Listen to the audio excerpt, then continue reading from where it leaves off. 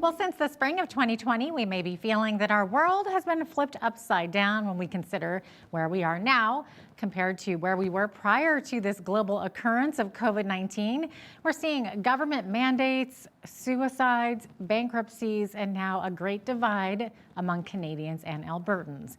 So we want to bring in the perspective of a sociologist. Dr. Trevor Harrison is a professor of sociology at the University of Lethbridge and a research affiliate at the Prentice Institute for Global Population and Economy. Dr. Harrison joins me now via Zoom from Lethbridge. Dr. Harrison, thanks so much for joining me today. Thank you for having me. Dr. Harrison, you have extensive research in education and sociology. So we wanted to have you on to chat about the changes that we've seen as a result of the COVID pandemic. So over the past 20 months, of course, we've seen many societal changes. So let's take, for example, resistance to government mandates versus those who are supportive. So if we look at the timelines of development of COVID and the restrictions, was this divide of population bound to happen? What do you think? Well, I think we are in a period of severe stresses period. So the pandemic just added to an awful lot of fears and anxieties that people had. So, for example, automation is replacing a lot of jobs. Globalization has dislodged a lot of traditional jobs and upset economies everywhere. And so you have that. And then there's climate change on top of that, which is yet another thing that we all have to deal with. So there's a lot of anxiety and a lot of fear out there, and that translates sometimes to a lot of anger. And these are big collective problems that we have to deal with: climate change, pandemic, economic restructuring. And it's difficult for people to get their heads around. And so it's very easy for them to kind of blame either other individuals or groups, or just blame the government, say, well, or just not believe that there's something going on here. And so you get into this kind of conspiracy kind of mindset that some people have around some of these issues. Yeah, of course, it takes a pandemic like this to create all kinds of conspiracies. Of course, speaking of which, so what, in your opinion, what sort of ideologies do you think leads or motivates groups that sort of or follow these conspiracies or create them, or certain people that follow government versus those who are resisting government mandates? We're seeing that all over the place. Yeah, I mean, besides the outside of just fear, anger, anxiety, or anger towards people, the major ideological drive of a lot of people who are resistant is a kind of libertarianism. Freedom is everything, and we see that in the protests, the people holding placards or whatever, that don't take away my freedom. There's a long tradition of that in the United States, of course. Give me freedom or give me death, as they say. But we also have that kind of libertarian populist appeal here in Alberta. And so we've kind of seen it throughout the pandemic.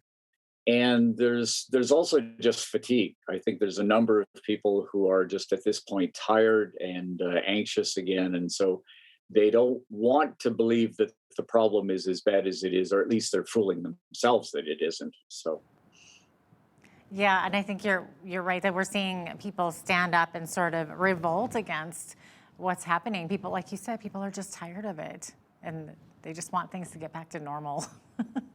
So, in your opinion, is this something new that's happening here?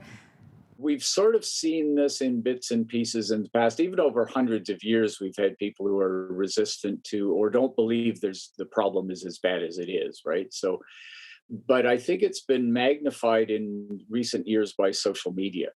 So the social media has become a nice vehicle for carrying either just plain untruths or misinformation or conspiracy theories again. And we've seen that really proliferate during this time. And so I think that part has added a kind of a nuance to conspiracies that we have not seen in the past. Conspiracies travel at the speed of sound now, whereas they used to have to travel by pony. It's true. You bring up a very good point with social media, absolutely. But it's just interesting to see now how families and workplaces are interacting differently now. People are disagreeing with each other. We're seeing neighbors turning on neighbors, family members turning on family members. I've never seen anything like this before. I don't know if you've studied anything that's looked similar to this. Have we ever seen anything like this before? Um, there's a couple of things that make this also very different. Because of globalization, we're all much more interconnected than we would have been before. That means that the pandemic itself has become a pandemic. It is spread right across the world. The information and misinformation around it has also spread right around the world. In past pandemics, if it might have been located just to a village or a region, but it's now spread everywhere. There's an interesting part, I think, is also says something about modern society, and that is our education levels. Um, it's an interesting thing that I think most people who are fairly well educated, certainly in the fields of biology and medical issues, actually understand what is going on. And so they're more prone to say, okay, I understand it. I know the reason, I know how pandemics spread, I know the nature of disease, etc. There are also a lot of people out there who, frankly, are extremely well educated, and Canada has some of the highest education levels in the world. But there's a lot of people who misapprehend their own capacity to understand things. So you can be incredibly educated in one field and believe that you have huge efficacy to understand everything. And so one of the things I've noted is that people who are actually very, very smart, but smart in their own area, don't understand the rationale behind having, you know, protections against the pandemic because they think they understand, and so they tend to get fooled, and they fool themselves about the information. Um, the analogy I use is I know what I know. I also know what I don't know. So if I'm doing electrical work, I bring in an electrician because I know that electricians know what they're doing. But there's a lot of people don't, they misunderstand their own capacity to understand what's going on in terms of a pandemic. Now, this might be a conspiracy in itself, but do you feel that there's an attempt by some world leaders to use the COVID experience to forge new societal attitudes? Uh, it is, you know, the saying is sometimes never waste a good crisis, you know. So, I mean, people will use various crises in order to maximize their own power. But I don't think in this instance that's necessarily the case. I think that this truly is a medical issue. This is a health issue, and you know, the closest comparison to this would be probably in the Second World War. You know, this is a collective action problem. So we all have to pull together collectively to get through this particular war against the pandemic. And after it's afterwards, we can probably relax again, and we'll sort of go back to the old ways again. But right now, this does require a certain kind of collective action, and I think a lot of people simply, for whatever reasons, don't want to understand that that's the nature of it. It is a kind of war out there. We've lost millions of people at this point, and you know, we're not going to get back to normal until we actually beat back this pandemic. Are you able to explain the idea behind temporary shocks versus long term shocks? Like, do they have a purpose in changing uh, the way that society thinks? Yeah, one of the things that's actually happened in the last few decades is that the shocks are coming actually faster and faster and more severely. If we can just, you know, tweak our memories back a short period here, we've actually had a lot of, for example, economic shocks in the last 25 years, and they seem to be happening, whereas we had Great Depressions that might happen every 40 years. We had a fairly major recession in the late 1990s, early 2000s. We had another recession. Then we had the huge Great Recession in 2008 10, which we still have not actually recuperated from. So that's one shock that I think continues to reverberate through the systems. That's one of the reasons that a lot of people are angry at and fearful about the power of either governments that they blame or corporations that they blame or just banks.